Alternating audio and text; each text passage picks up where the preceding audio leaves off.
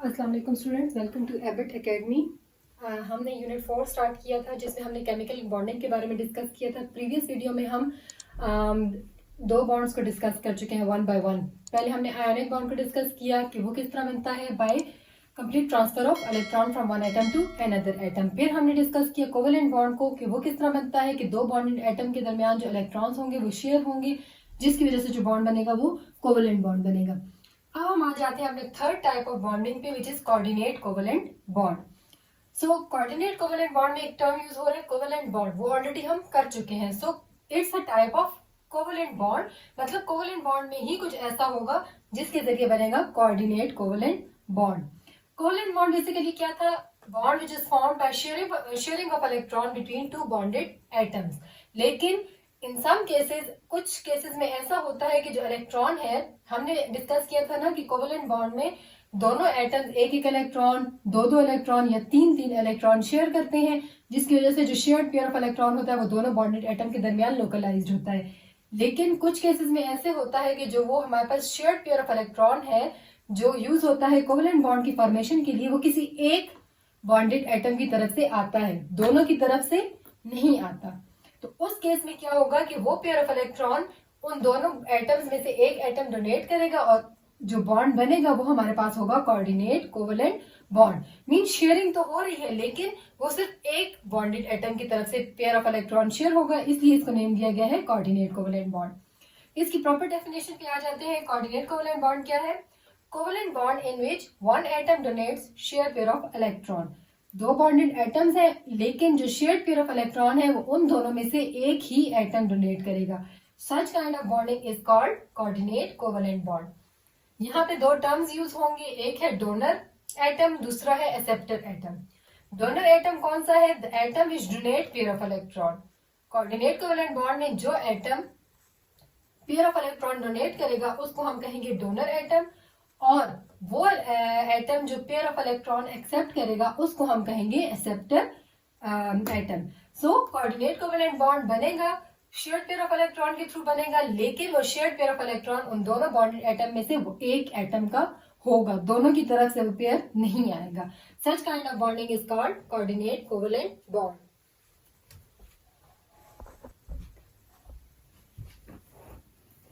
Coordinate covalent bond को जो है वो एक एरो से रिप्रेजेंट किया जाता है। ये एरो कहां से जाता है? Donor atom to acceptor atom. वो एटम जो इलेक्ट्रॉन डोनेट करेगा उसकी तरफ इसका टेल होगा और वो एटम जो इलेक्ट्रॉन एक्सेप्ट करेगा उसकी तरफ इसका हेड होगा। अच्छा, ये जो कोऑर्डिनेट कोवेलेंट बॉन्ड है ये ऑर्डिनरी कोवेलेंट बॉन्ड से टोटली डिफरेंट होता है। अब हम आ जाते हैं एग्जांपल्स पे। अमोनियम आयन की अगर बात करें तो अब ये हमारे पास कैसे बनता है? Ammonium ion coordinate covalent bond के थ्रू बनता है, लेकिन इसमें क्या इन्वॉल्व होता है? Ammonium molecule. अगर अमोनियम मॉलिक्यूल को देखें तो हमारे पास एक नाइट्रोजन है, उसके आउटर मोस्ट में 5 इलेक्ट्रॉन्स होते हैं। उन 5 में से जो 3 है वो इलेक्ट्रॉन 3 हाइड्रोजन से बॉन्डेड होते हैं थ्रू कोवेलेंट बॉन्ड, लेकिन इस नाइट्रोजन के पास एक अनशेयर्ड पेयर ऑफ इलेक्ट्रॉन अभी भी रहता है। इस अनशेयर्ड पेयर ऑफ इलेक्ट्रॉन को कहा जाता है लोन पेयर ऑफ इलेक्ट्रॉन, और इस इलेक्ट्रॉन की प्रेजेंस की वजह से, इस पेयर ऑफ इलेक्ट्रॉन की प्रेजेंस की वजह से ये जो अमोनियम मॉलिक्यूल है हमारे पास वो क्या है? एक इलेक्ट्रॉन रिच स्पीशी है। दूसरी तरफ अगर हम हाइड्रोजन आयन को देखें, H पॉजिटिव को, तो ये क्या है? एक इलेक्ट्रॉन डेफिशिएंट स्पीशी है। अब क्या होगा कि ये जो लोन पेयर ऑफ इलेक्ट्रॉन है ये डोनेट होगा अमोनियम मॉलिक्यूल से इस हाइड्रोजन आयन की तरफ। यहाँ पे देखें एक नाइट्रोजन है सेंटर में, उसके साथ 3 बॉन्डेड हाइड्रोजन है और एक लोन पेयर ऑफ इलेक्ट्रॉन यहाँ पे मौजूद है। ये हाइड्रोजन जो एक इलेक्ट्रॉन डेफिशिएंट स्पीशी है, ये लोन पेयर ऑफ इलेक्ट्रॉन ये डोनर से जाएगा एक्सेप्टर के पास, और एक कोऑर्डिनेट कोवेलेंट बॉन्ड यहाँ पे बन गया डोनर से एक्सेप्टर के दरमियान, और हमारे पास क्या बन गया? Ammonium ion. So ammonium ion अब ओवरऑल पॉजिटिव चार्ज उस पे आ गया, और ये कोऑर्डिनेट कोवेलेंट बॉन्ड किसके दरमियान बना? नाइट्रोजन और हाइड्रोजन के दरमियान, और इसको हमने ये हेडेड एरो के थ्रू शो किया है। So this is the first example of coordinate covalent bond. Now move to second example. Example number 2 is addition compound of ammonia and BCl3. अगर हम अमोनिया को देखें तो अमोनिया में हमारे पास नाइट्रोजन है जो 3 हाइड्रोजन एटम्स के साथ बॉन्डेड है, लेकिन इसके पास क्या है? एक लोन पेयर ऑफ इलेक्ट्रॉन मौजूद है, जिसका मतलब ये है कि एक ये इलेक्ट्रॉन रिच स्पीशी है। BCl3 को अगर देखें तो BCl3 का जो बोरॉन है इसके पास क्या है? 2 इलेक्ट्रॉन्स की शॉर्टेज है। अगर ये 2 इलेक्ट्रॉन इसको मिल जाते हैं तो इसका ऑक्टेट कंप्लीट हो सकता है। अब क्या होगा कि एक एडिशन कंपाउंड बनता है किसके दरमियान, जो अमोनिया का नाइट्रोजन है वो डोनेट करेगा pair of electron to boron of BCl3। यहाँ पे अब हम इसको स्ट्रक्चर की फॉर्म में देखते हैं। देखें यहाँ पे बोरॉन था, इसने क्लोरीन के साथ एक एक इलेक्ट्रॉन शेयर करके, मतलब हर क्लोरीन के साथ एक एक इलेक्ट्रॉन शेयर करके 3 कोवलेंट बॉन्ड इसने क्लोरीन के साथ बना लिए, लेकिन अभी भी इसके पास डेफिशिएंसी है 2 इलेक्ट्रॉन्स की।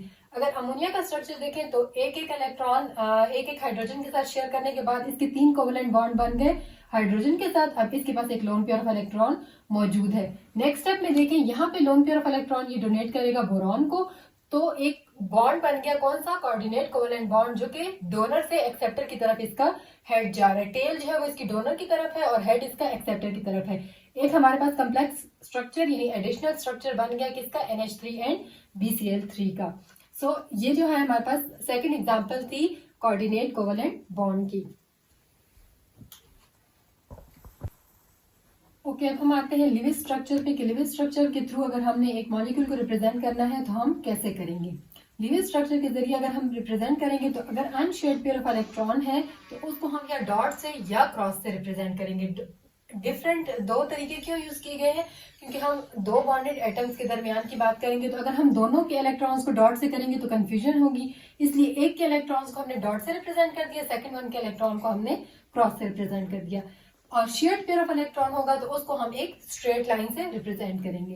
अगर हम वाटर का स्ट्रक्चर डिस्कस करें एग्जांपल के तौर पे, तो वाटर का क्या मॉलिक्यूल किस तरह बनता है, 2 हाइड्रोजन एटम होते हैं और एक ऑक्सीजन एटम होता है H2O।